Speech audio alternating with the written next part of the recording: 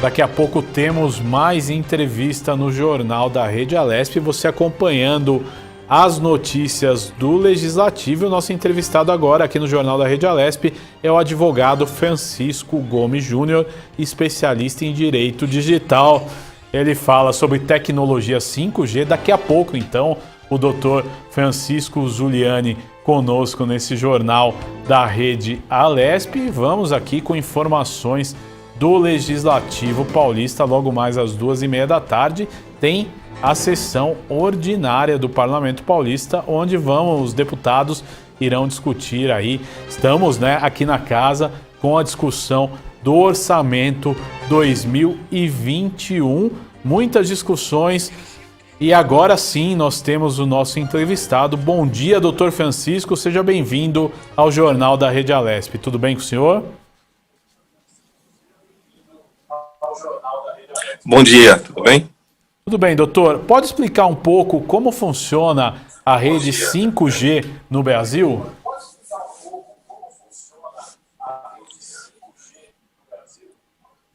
Sim. Bom, primeiro é necessário a gente fazer só uma breve introdução, quer dizer, por que rede 5G? Rede 5G, porque você já teve a rede 2G, a rede 3G, atualmente utilizamos a rede 4G, e agora vamos para o 5G, ou seja, é uma evolução natural da tecnologia da telefonia celular e da telefonia móvel.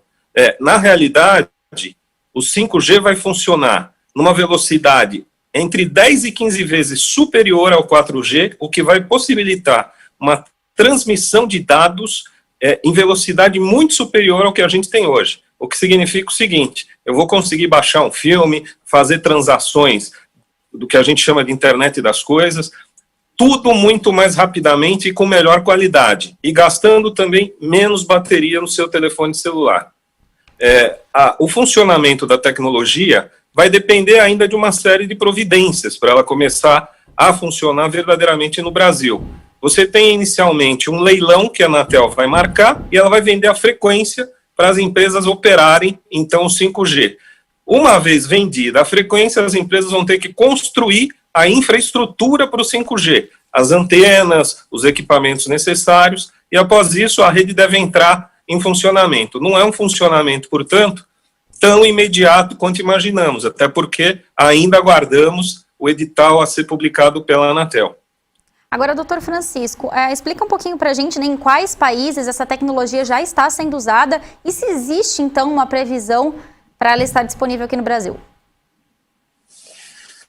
A tecnologia 5G ela ainda não está sendo usada. Nos países em que ela está sendo usada, que é basicamente os países da Ásia, Coreia do Sul, tá?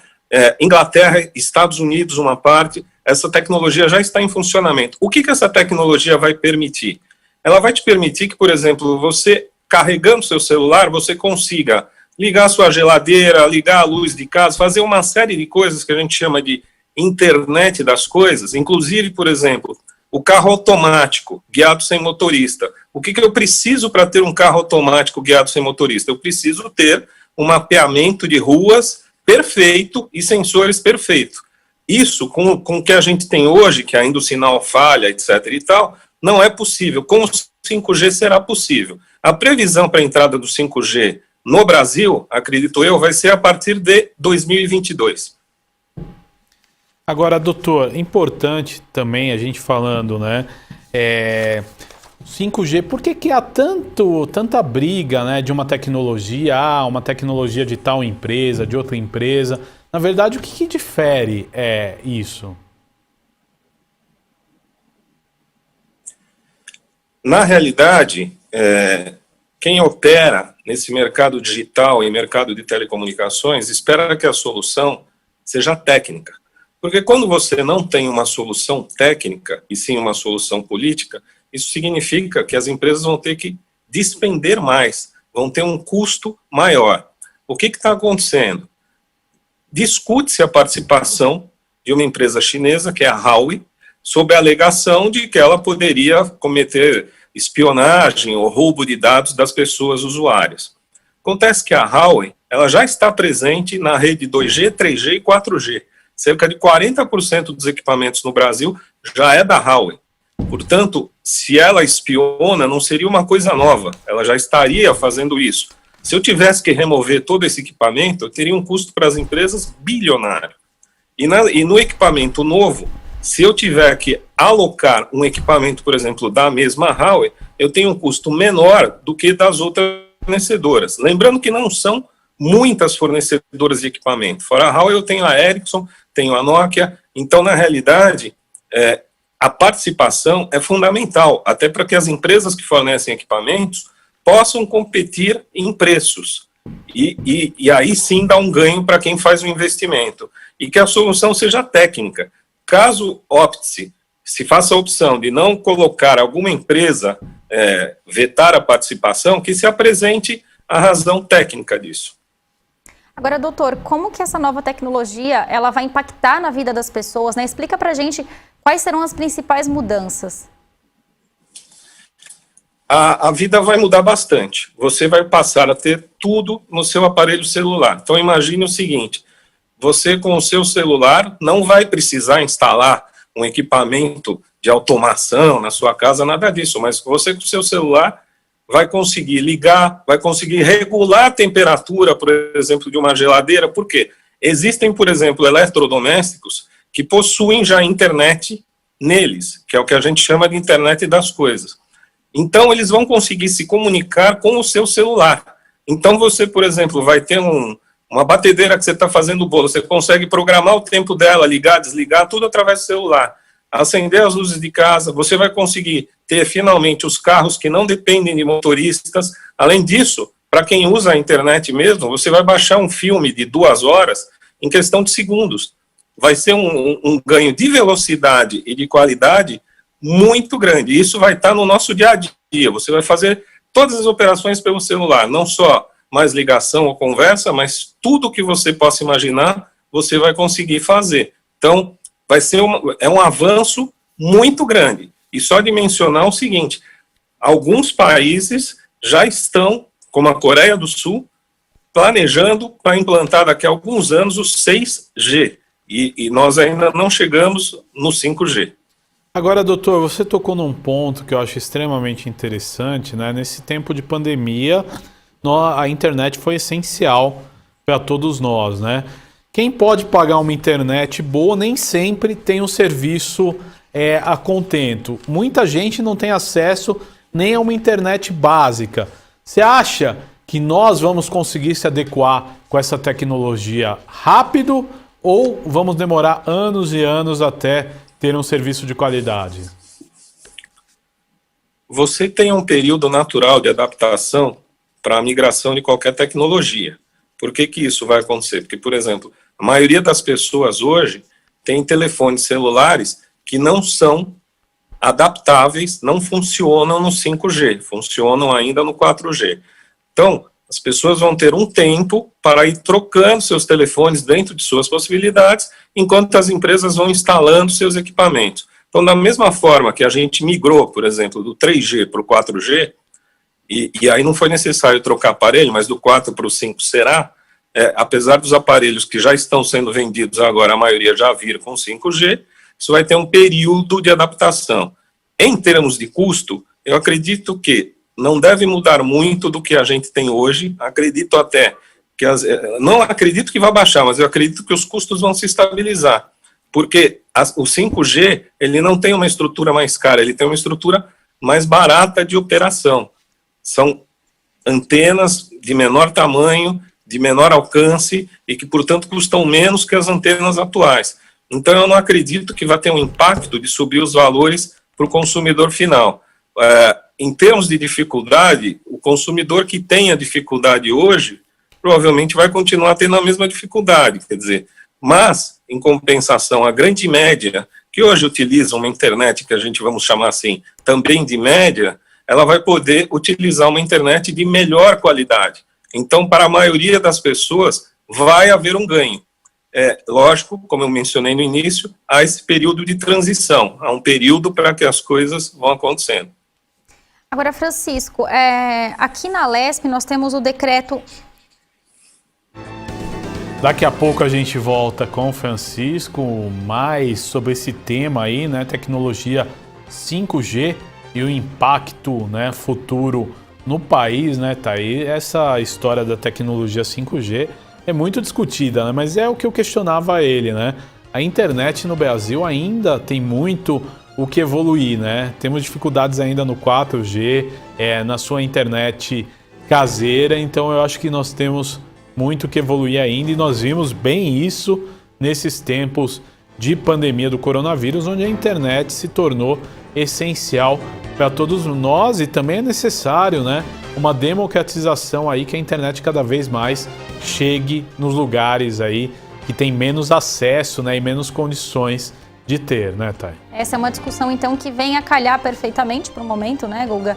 Assim como você já falou, a nossa vida tem sido completamente online, a gente tem feito aí todo o nosso trabalho online. E eu queria falar novamente que todo o nosso trabalho aqui na Assembleia Legislativa também está todo vapor online também. E hoje à noite eu vou cobrir, inclusive, Guga, o ato solene, que eu queria até comentar aqui às 20 horas. A gente tem o ato solene para debater a suplementação orçamentária dos órgãos da Justiça, solicitada aí pela deputada Mônica, da Mandato Ativista, a deputada Marina Elou e o deputado Paulo Fiorilo. Então acompanhem hoje ao vivo no YouTube da Rede Alesp também a transmissão desse ato solene.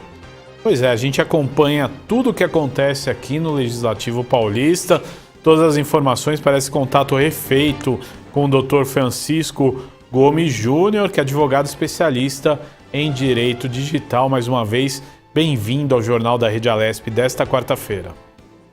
Doutor Francisco, obrigado. Eu estava até fazendo uma questão, falando aqui da Alesp, nós temos o decreto 65347, que dispõe sobre a ampliação da Lei Federal 13.709 de 2018, que é a Lei Geral de Proteção de Dados, né? No âmbito, então, do Estado de São Paulo. Como essa lei influenciará na implantação da tecnologia 5G no Brasil?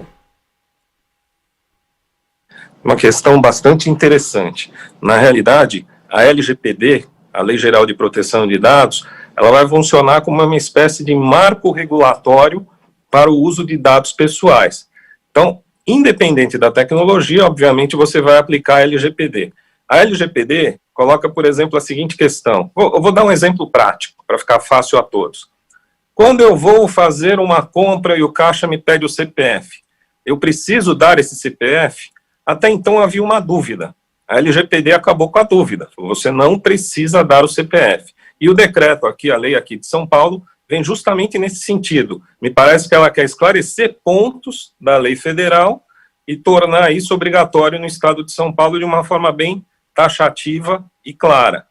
A LGPD, ela vai ter impacto em todas as tecnologias. No 5G, por exemplo, a empresa que usa o seu dado pessoal, e o que é o seu dado pessoal? Seu nome, seu CPF, seu RG, e podem ter dados sensíveis, que é, por exemplo, sua profissão, sua religião, sua opção religiosa, tudo isso são dados sensíveis. Para se utilizar todos esses dados, eu vou precisar do consentimento das pessoas, o que significa o seguinte: eu não posso pura e simplesmente sair criando bases de dados cadastrais e usando esses dados para o que eu bem entender, como alguns comerciantes vinham fazendo, por exemplo, e essa lei agora de São Paulo visa impedir isso. Então, todos vão ter que se adaptar. Por exemplo, quando eu pego o seu dado, eu não posso transmitir seu dado para outra pessoa se você não me autorizar a fazer. Então, e as pessoas, por sua vez, vão ter que ter muito cuidado e passar a ler aquelas instruções que a gente clica dizendo que aceita quando vai entrar num site ou quando vai entrar em algum domínio diferente, ler aquelas instruções, porque naquelas instruções, que vão ter que ser muito mais claras do que são hoje, porque a lei exige, naquelas instruções estão lá muitas vezes permissões que você dá até para que seus dados sejam transferidos ao exterior, e você não leu e clicou no concordo. Legal, um pequeno probleminha de conexão, mas eu acho que agora o doutor nos ouve, né? E o senhor tocou nesse assunto aí da lei de proteção de dados e tudo mais. É um cuidado maior que a população deve tomar com as suas informações, né? Com essa época aí que você faz tudo pela internet, desde uma simples compra de supermercado até pagar contas bancárias, se comunicar com parentes e familiares, várias coisas do dia a dia, tudo você depende disso. Você acha que é uma preocupação maior que a população deve ter com a situação aí, com medo que dados sejam roubados ou vazados? Sim. Nós ouvimos falar muito, teoricamente, em revolução digital, era digital, revolução 4.0, mas na realidade é o seguinte, é uma mudança tecnológica que está acontecendo exatamente nesse momento. E todos precisam ter consciência de que os cuidados têm que ser redobrados. Vou dar um outro exemplo. Quando surgiram os cartões bancários e as pessoas iam em caixas eletrônicos e não sabiam operar, elas eram vítimas de golpes, de pessoas que até hoje, né, se pede senha, se pede isso. Os dados pessoais, eles são a sua nova identidade, aquilo que tem valor para você. Ele é um ativo efetivamente seu. Você tem que tomar muito cuidado, tem que redobrar esses cuidados e assim, tem que se fazer uma campanha para que a população tenha consciência da importância de se ter esses dados, porque hoje, que você faz todas as operações e cada vez vai fazer mais, digitalmente ou pelo seu celular, se você vazar um dado, você deixa exposta a sua vida pessoal, praticamente. Exemplos práticos. Se vaza a sua senha do celular, ou se alguém tem sua senha do celular, um hacker pode invadir o seu celular de fora. Ele pode invadir de qualquer jeito, mas com a senha ele entra facilmente. Se vaza uma senha sua bancária, você sabe o que acontece. E assim por diante. E com as tecnologias novas, tudo isso tem que ser redobrado, porque a tecnologia nova, ela permite que ele navegue pelo seu celular inteiro, se você clicar num link malicioso, você recebe lá, super oferta, você é o 1000º sorteado, clique aqui, esse clique aqui pode dar acesso a todos os programas do seu celular. Então é cada vez mais necessário que as pessoas tenham o máximo de cuidado com seus equipamentos. Francisco, por outro lado, né, a gente está falando aí esse momento de pandemia, em que as pessoas estão trabalhando de casa, estão fazendo tudo quase que online. Eu queria que você falasse nesse sentido da importância, então, de implementar o 5G o quanto antes no Brasil, já que a gente está usando muito, então, essa tecnologia, né, usando muito o trabalho online. Isso. Eu acho que essa nossa conversa aqui, ela já serve como um exemplo da importância do 5G. A gente teve aí alguns problemas de conexão, tem a imagem que às vezes dá uma enganchada, uma enroscadinha. Isso não vai acontecer com o 5G. E num mundo em que cada vez mais a gente trabalha de casa, fazendo reuniões o dia inteiro, quer dizer, a gente tem que lidar sempre com essa enroscadinha que a internet dá, é muito difícil. Então o 5G ele é necessário. Vou dar outros exemplos para a indústria brasileira, tá?